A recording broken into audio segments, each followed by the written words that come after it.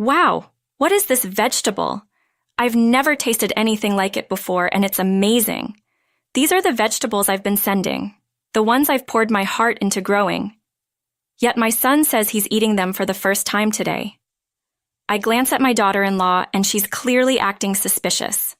She must know something about my vegetables. I'm Isabella, a 62-year-old housewife. My husband Cedric took early retirement and switched careers to farming, leasing some land from a friend. We live a quiet life, just the two of us, running our small farm. Our son David got a job in the city after graduating from college and is now married. He's a dad supporting a family with a 5-year-old child. Although we can't visit often due to the distance, knowing we're eating the same vegetables lessens the loneliness. I used to have a small garden, but farming is a whole different ballgame. Initially, I was worried that my experience wouldn't be enough for full-scale farming, but my spouse and I found it to be a good fit. And we have been quite successful, especially considering we switched careers later in life. Our vegetable farming has been a hit, and now we get inquiries from all over asking to purchase our produce. We have always made it a priority to send freshly harvested vegetables to our son, daughter-in-law, and grandchildren. We send more whenever they ask. Unfortunately, I never get to hear directly from my son about how he feels about the vegetables. He's always busy, so I usually end up talking to my daughter-in-law, Stephanie. According to her, everyone in the family loves them. Whenever we send a shipment, she always says, "Thank you for the delicious vegetables. They're a big help. We're so lucky to have such tasty produce." But her "thank you" always sounds the same, and I wish I could hear more details about what they like. One day, Stephanie contacted me. I wondered why, since we hadn't sent anything recently. She said, "The vegetables that you sent are so delicious that we end up eating too much. It's nice to hear that they enjoy them that much." She continued, "Could you send extra? My husband's coworkers would love to try them." She even said her husband was eager for his coworkers to try them. So how could I say no? Thank you. It was for my son. I happily agreed to send more. We usually don't take large orders because it's just the two of us farming, but that year was a bountiful harvest, so we ended up sending a large shipment. I'm turning down other customers. A few days later, my spouse and I went to the city to visit our daughter. She's single and busy with her career, which seems to be her passion. She mentioned that she lives near our son and suggested we visit. Since we finished our errands early, I was given detailed instructions on how to get from my daughter's home to my son's and his wife's house. We tried to contact Stephanie but couldn't reach her, so we called our son David, who said it was fine to come over. When we arrived, we were greeted by David and our grandson, Edward. Are you off work today?" I asked. "No, I'm just working remotely. I've been doing that for years," David replied. This was surprising because Stephanie had told us he was swamped with work. "What's going on? Would you like something to drink or maybe a snack?" David offered. He had moved out after high school, so he should be able to handle basic chores, but he seemed exceptionally skilled. I started switching to remote work when we found out my wife was pregnant, so I can handle all the household chores and even have some specialty dishes I like to experiment with in cooking when I have time, David explained. Then our grandson chimed in, "Dad's cooking is delicious." "Wait, Dad's cooking? Where's Stephanie?" I inquired. She wasn't around, and I wondered if she had gone shopping since we arrived unannounced. "Oh, she's been on a trip with her friend since yesterday," David responded. "A trip? Turns out my daughter-in-law's travels aren't a new thing. Being an understanding husband is good, but giving too much freedom can be a problem," I thought to myself. I mentioned that their young child must miss his mom, and David laughed. "If it works for our family, it's fine. If they're okay with it, who are we to complain?" I decided not to interfere anymore. "Since she's not here, why don't you stay over?" David suggested. I was a little confused. "Are you going to stay the night?" "Wow!" As I hesitated, my grandchild joyfully pulled my hand. Seeing this, I felt like taking up my son's offer. Plus, who knows when we'll see them again, so we decided to stay the night. David's cooking was surprisingly elaborate and tasty. He even made it less salty considering our taste. But something felt off when I tried the side dish. It's not the vegetables we sent. We sent a lot just a few days ago. Even if he shared some with his coworkers, there should be plenty left for the family. My grandson is 5 years old, too young to be able to eat his fill. So what does that mean? I asked, "Did the vegetables we sent not suffice?" "Vegetables? My wife usually buys them from the local supermarket. I didn't know you sent any." "That's strange. You said you wanted to share them with your coworkers, right?" David replied. "No, I don't really talk to my coworkers much since I work remotely," David clarified. Something's not adding up. I realized the vegetables we sent didn't go to his coworkers. So where did they go? Are we falling prey to the current trend of resale? I carefully asked David. I often talk to Stephanie on the phone. It's only when I send them vegetables, but I talk to her more than I do with my son, really.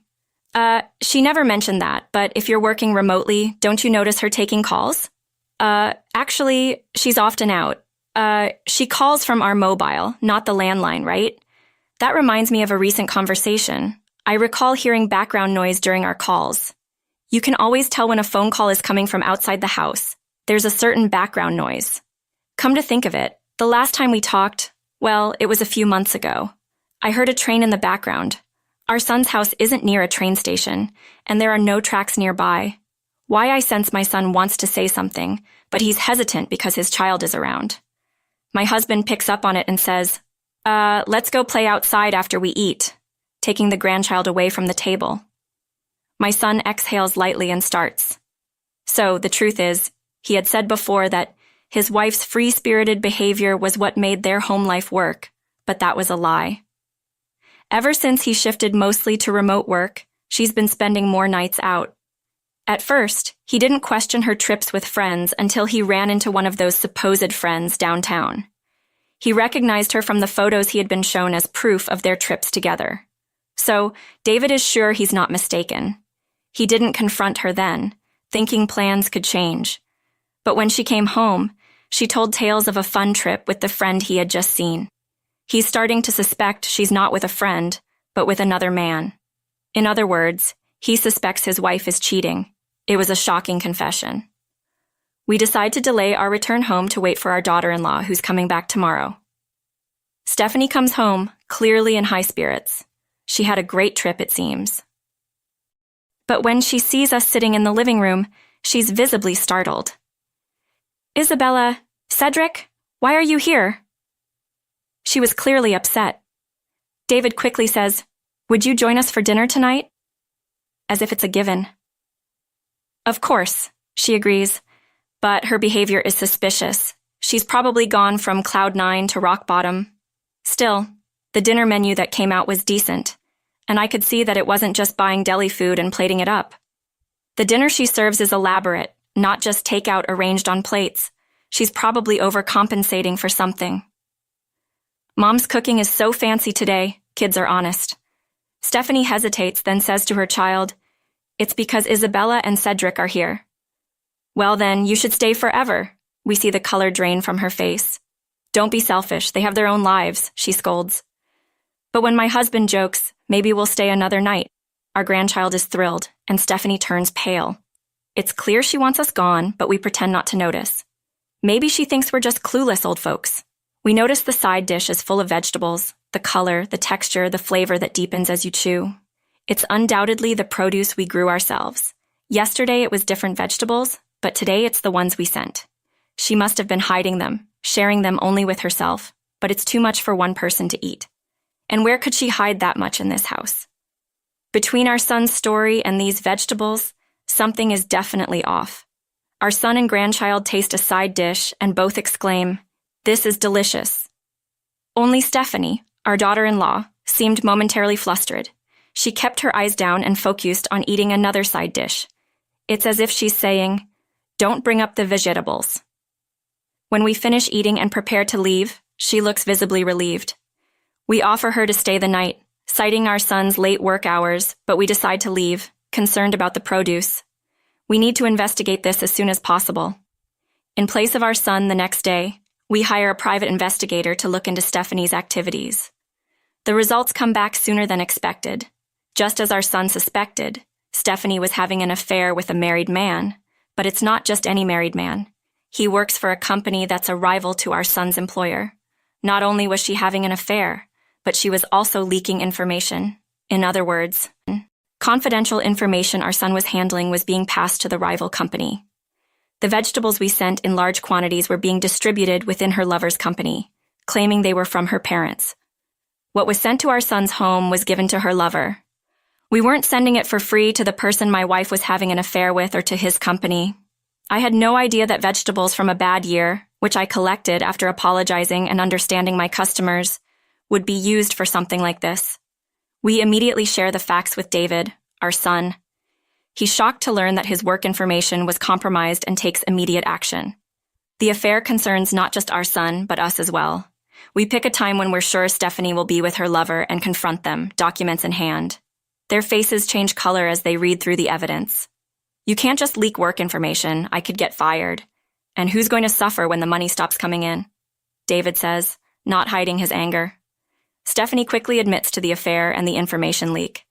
It was just a whim. He said it was great information, and he took me on trips because he got promoted thanks to me, she admits, but doesn't grasp the gravity of the situation. That's it. We're getting a divorce. No, please reconsider. I'll apologize until you forgive me. I'll be a good wife, a good mom.